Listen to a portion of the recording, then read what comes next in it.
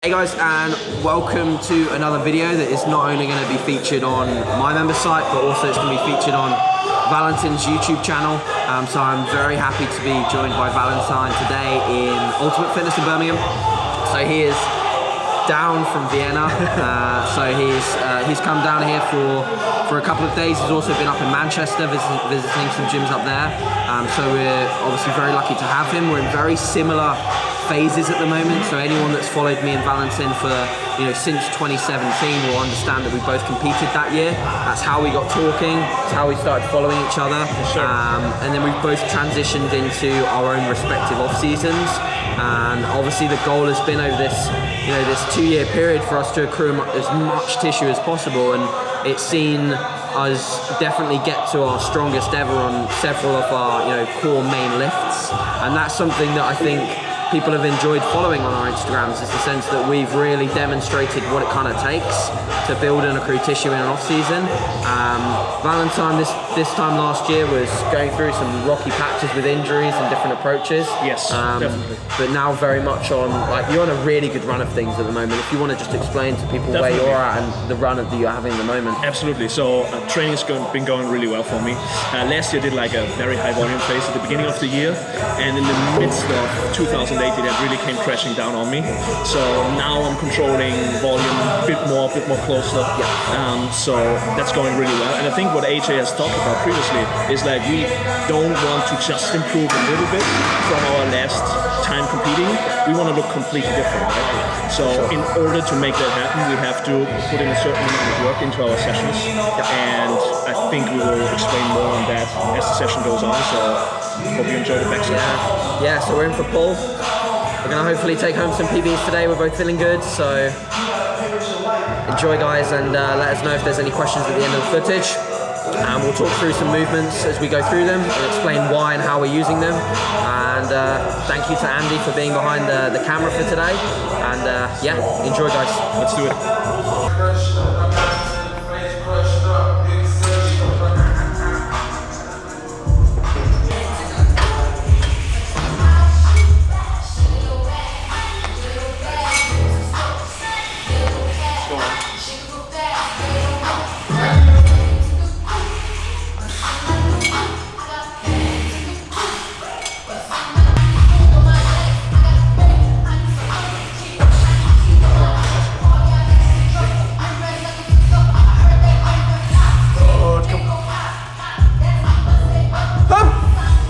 Come on, all the way.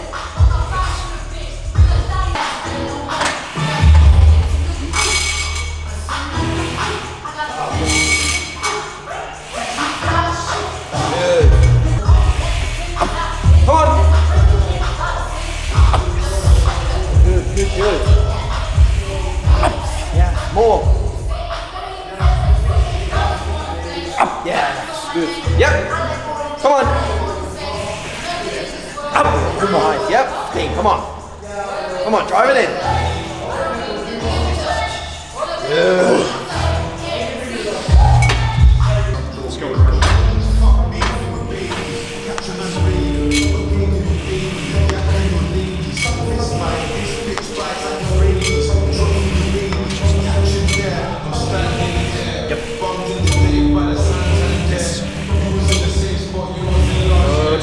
Stay locked in, come on. Again, come on. Here we go. Yes, make it count, come on. All the way, come on. One more. All the way, AJ. Big, come on. Yes. Oh!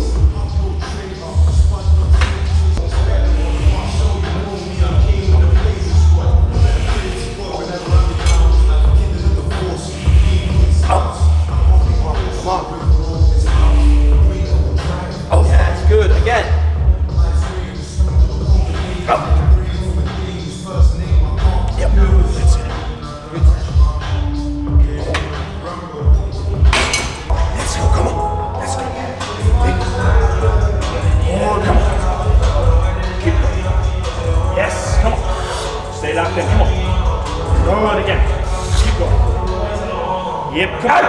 Keep going, come on. Oh, come on. Again, keep going. Hold. Again, come on.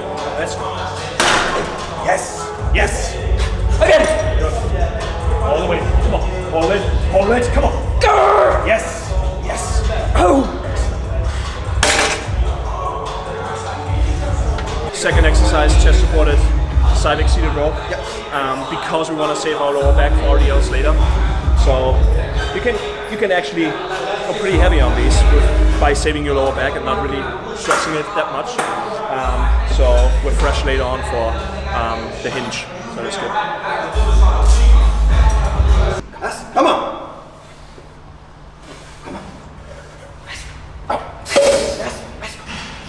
Yes. Good. Come on. Oh yes. Come on. Yep. Go. Up. Good. Again. Yes. Up. Smash chest. Come on. Let's go.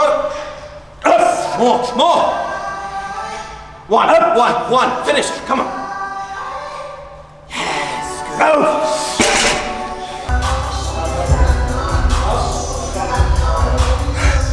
Keep going, come on. Good. Good, keep going. Yes, come on. Again. Good. Good, again. Come on. Stay in the set. Yes, come on. Good, again. Again, come on. Good, reps for days. Come on, again. Again. Yes.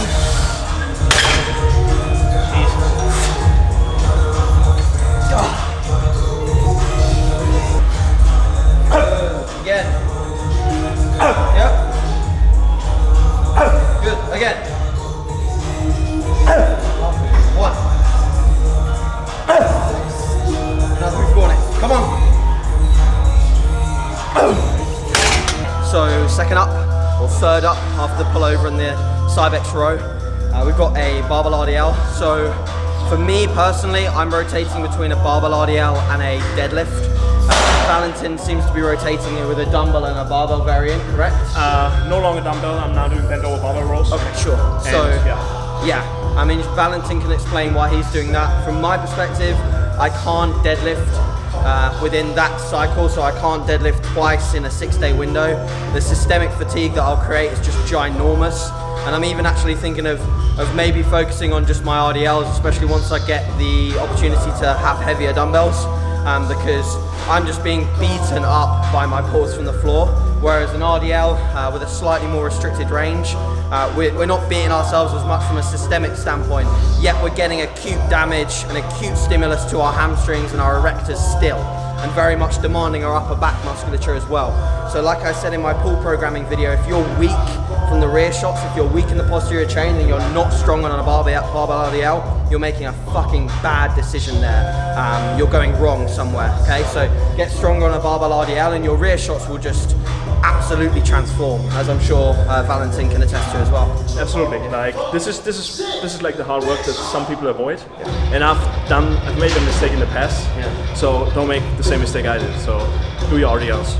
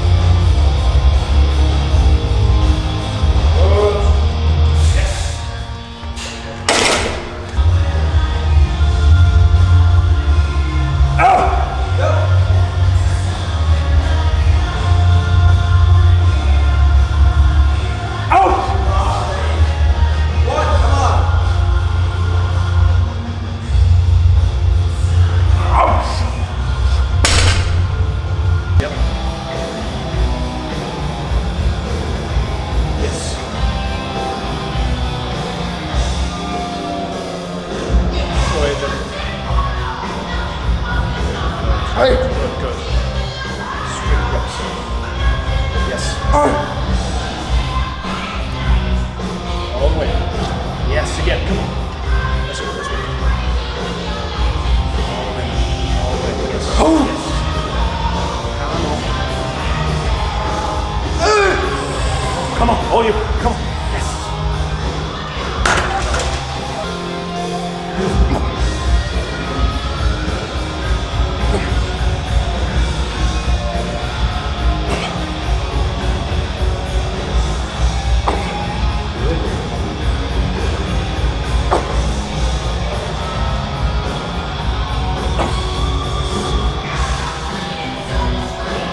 Now we work, come on.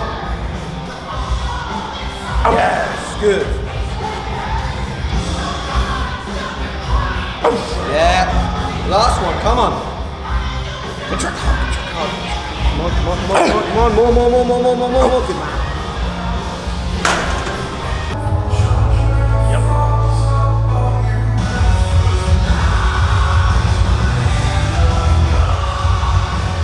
Excellent, come on. All the way down, yes. Oh, come on. Good, actually. Keep going, easy reps. Yes, that will work. Oh, yes, come on, again. And come on. Yeah, come on. All the way. Give me everything. Yes, sir! Yes!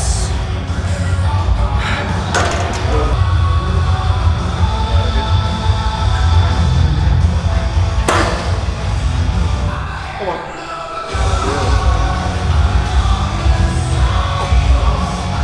On the way up. Come on, create it. There you go, good. Nice, good, yep. Good, just elbows. Good. Yep, one more. Even a half rep. Come on, let's go. Contract. Nice.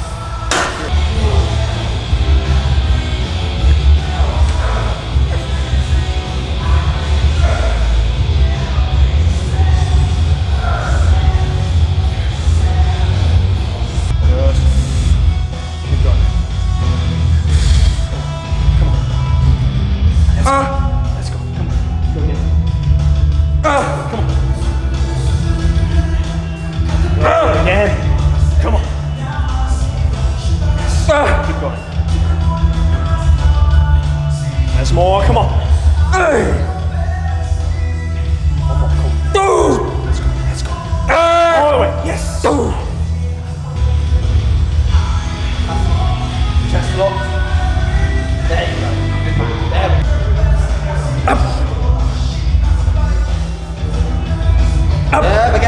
Again. Come on. Yes. Come on. Here the ones. Let's go. Yes.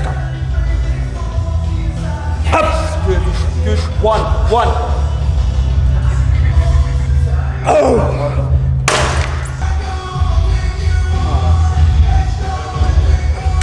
It's good.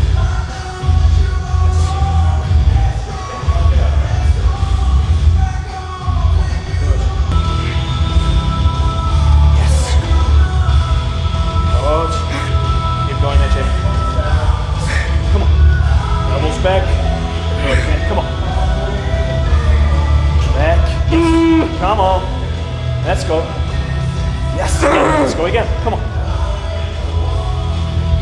Good.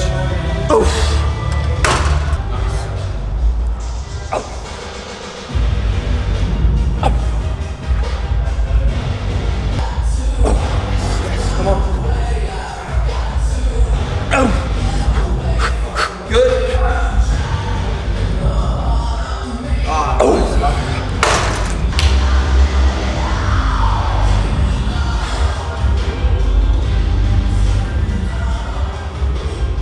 Good. Keep it neutral. Good. Relax. Yes, much better. Stand a second.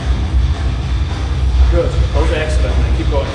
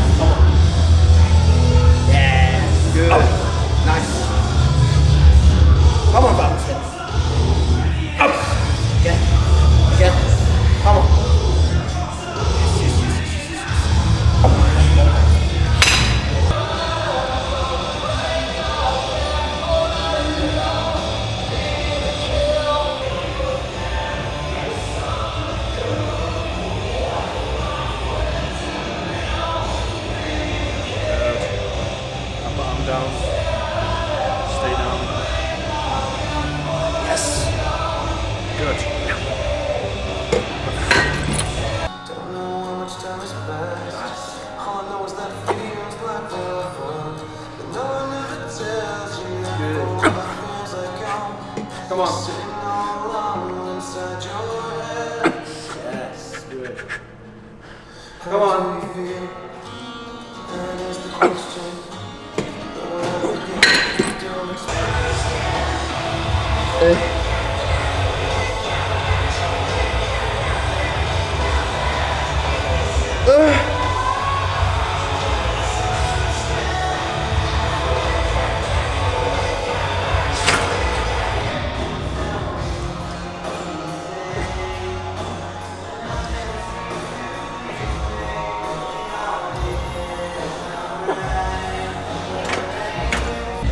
Okay guys, so pull is wrapped up here at Ultimate. That was a fairly average session for me for a multitude of circumstances, but I think it was a pretty successful one for Valentin across the board, especially on the main moves. Yeah. So we're just going to sort of wrap up as to why and how we've selected some of the movements. So we began with a pullover, which I really like taking an on-hand grip on. And if you think about the way we're targeting the lats and potentially more so the serratus with a pullover as well, getting a good stretch. One of my personal favorite looks on stage is when someone hits the front relaxed and their lats are just ginormous from the front. And I think that personally, if you situate a pullover first, get very strong at it, it can influence your front poses really significantly. So I think when I'm doing that pullover, I'm thinking about how my front poses are going to look. Obviously, it will influence how your rear lat spread, how your rear double is going to look.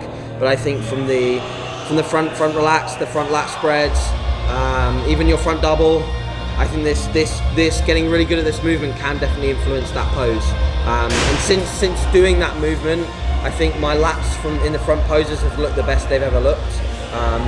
So that's my personal sort of viewpoint on that. I guess you can explain the pullover and then take the Cybex row as to why we selected that. I think like starting with a pullover makes a lot of sense, especially in my case, because I have weak lats, and like doing a pullover keeps my elbows out of the whole movement. Yeah. So I can focus on my lats without taxing my lower back, and that was actually something I don't do, and I probably will start doing. Okay, cool. Because it makes a lot of sense. Yeah. And I'm You solid. usually have it quite late in the session, don't you? I do. Yeah. So I usually like to fill up my back with some blood and then stretch it out with pullovers. Yeah. I'm not that big on pull downs because I use my biceps way too much. Okay. But I will probably start doing that because I usually start with a seated row. We did that second, which was the Cybex row, which was excellent, which fantastic profile, just a great seated row machine. And could go pretty heavy on that one, so that was good. And saved the lower back there as well. Yeah, so for the RDLs. Because yes, the RDLs, I wanted 210 today, and I got it for 5 reps, which was fine. I like to pause my second set, my back off set, just to make sure like form stays intact and I focus more on execution. Because like on my first set, I don't pause the reps in the bottom. I really focus on the load. That's it. Yeah. So just stretching and squeezing on the barbell RDLs, and then focusing more on the execution of the back off sets. So then we moved on to the pull downs. Yeah, sure. Which I like the pull downs because I've personally, I don't have huge shoulder issues, but I definitely have shoulder issues when I use a pronated grip on any standard wide grip pull down. I find that the stretch is just a little bit too much in that position. So I find a neutral grip or a semi-supinated grip and then driving my elbows down, I just connect way better and I don't get that weird impingement feeling in my shoulder when I've come out of a pull down, which is not nice. and also like with a free moving D handle, like you can your change the movement. Everything can move freely, like your wrists, your elbows, everything. Sure. It's much easier on all the joints. Yeah. So it makes sense. Yeah, and just to like explain my RDLs, so since I did the stupid mistake of dropping a deadlift on my leg, all of my hip hinges have fell off because I took about three week hiatus from any hip hinge. So returning to hip hinges has just felt really foreign. So if anyone's coming back from an injury and you've not done a movement for a while, don't try and go for previous PBs. Just try and pattern the movement again neurologically, and then you should be able to attack previous numbers like maybe a month down the line. My mistake here is that I'm training with a friend and he's fucking strong as an ox and I want to try and keep up. And that's where I'm going to catch myself out and probably get myself hurt again. So don't do what I do in those circumstances. The first set I screwed up as well because I didn't have chalk. So yeah, not Which my by best the way makes that 190 set, your first top set, that more impressive because you had like 190 for 4 in your first rep, in your first set, and then Ditched it. then your grip slipped, and then you attempted 190 again, and you doubled the reps. Yeah. So that is super impressive. Even though you're not happy with that set, it's still very impressive, man. Yeah, So sure. keep that in mind. There's plenty of work to be done on those RDLs, which I'm Always. fully aware of. So Always. we'll continue plugging away at those. Then we moved on to a pre-caught upper back move. So pronated grip on this, driving the elbows quite high. For more of the upper back, as opposed to, because this is, apart from the barbell RDL and all the stabilization aspects of the other movements, we've not really trained the upper back directly at this point. So, and I also think like something like an upper back row makes a lot more sense than a shrug. yes, Because you're like training through a much greater range of motion. Yeah. You're hitting overall much more musculature than you do in a shrug. So in my opinion, like a very high row, no matter what you use, if it's a chest supported, if it's a face pull, whatever, makes a lot more sense than like a shrug movement.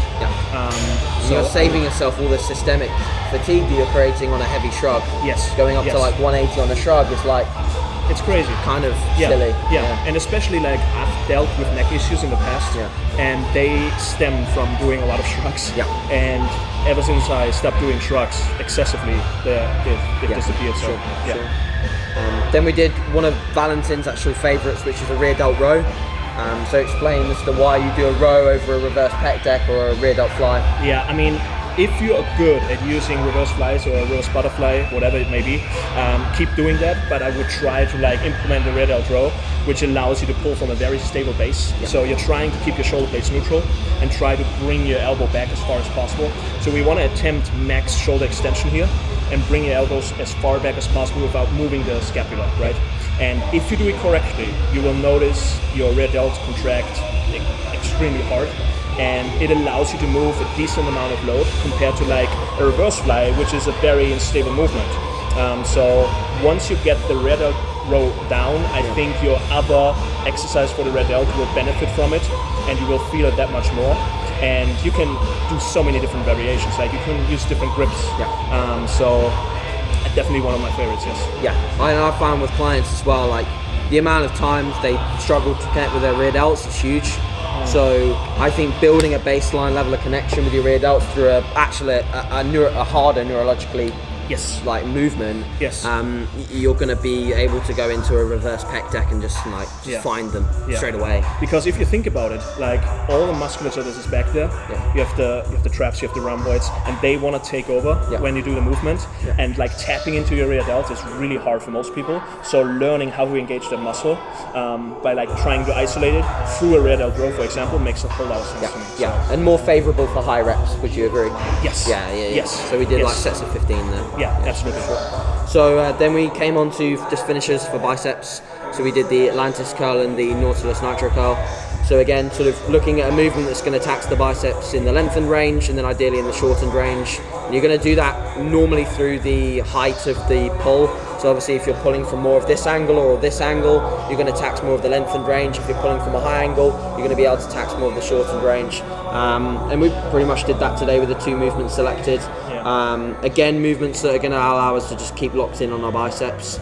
I've done plenty of dumbbell curls, I've done plenty of hammer curls, and I've progressed them to pretty heavy loads, and I don't think they've done a huge amount for my arms. Whilst I still do them, I find that searching for bicep moves that I can actually just lock in and train purely my biceps, and actually sort of ditching the idea of trying to continually progress a number on a bicep move as well has helped me bring up my arms a little bit, just by not focusing so much on just pure overload when there's just a small muscle group that's going to take ages to overload. I agree, like the progression potential is very low on these. And also with both of these movements, AJ already mentioned it, like we always have something we can push against. Like we have the upper arm that can push against the pad, and that makes a lot of sense in generating force in the biceps. So I'm actually quite surprised how well these felt, because in the past like 3 or 4 months I've only done cable hammer curls, and I do them high rep, like 30 reps, just because of my left forearm, and these actually felt really good, no pain, and so excellent, good session. Cool, overall pretty good. We'll be back for more, and thanks very much, Andy, obviously for filming. Really good job. Well, we presume it will be. But thank you guys for watching. If you've watched on Valentin's channel or obviously on the member site, we really appreciate you. and I'm sure we'll hook up soon, either in Vienna or here for another one. And yeah, chat later. See you next time.